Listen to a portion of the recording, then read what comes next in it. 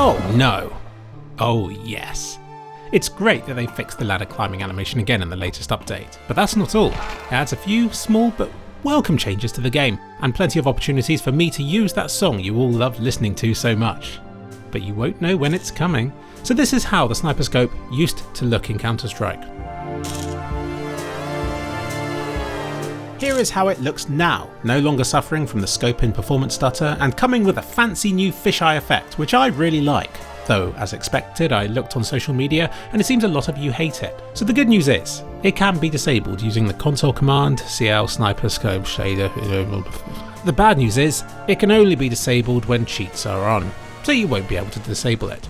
It seems like it does zoom in your view a bit, but actually the edges are so skewed it appears to add to your peripheral view. Look, I can see this thing here, when previously I couldn't. So if anything, this new shader effect could make you better at the game, or at least not quite as blind when looking through a sniper scope.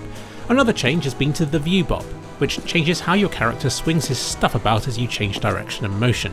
I'd still like for them to add sliders to change the amount of Viewbob to let you violently swing your junk about to assert dominance over everybody else on the servers, but this change we've just got will do for now. As expected, I looked on social media and it seems a lot of you hate it. So the good news is, this new bob can be disabled using the console command CL_use new bob false. And the bad news is, people are complaining that even after disabling it, the Viewbob still feels different from how it used to. They fixed the Kukri knife animations during the team intro sequence, but it seems like nobody has footage of how it used to look before this fix. So I bought a Kukri knife to see for myself.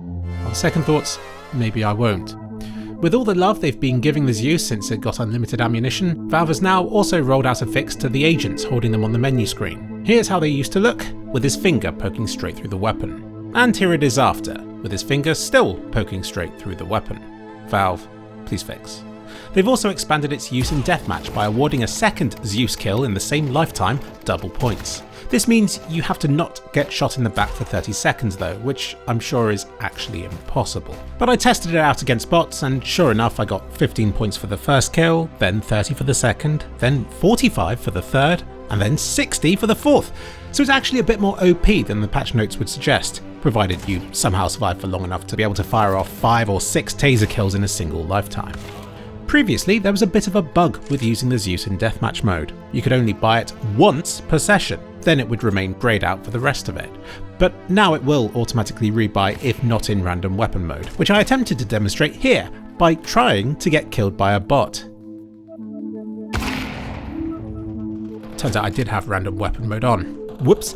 But yeah, from further testing I can confirm that you will respawn with the Zeus still equipped if not in random weapon mode. But I think they should just give you the Zeus in deathmatch mode by default. A bunch of updates have been rolled out to help for the upcoming major. Players within this tournament were complaining about poor performance, which isn't great for something this important. And this has hopefully been remedied in several different ways. For a start, Valve have apparently improved the game's performance, which should benefit everyone. And more tangibly, they've added a smart new FPS display that you can configure to your heart's content in the new telemetry part of the game's settings menu. You can get it to only show up when there's a problem with your frame rate or ping, and you can adjust how sensitive it is to pop up using this slider just here.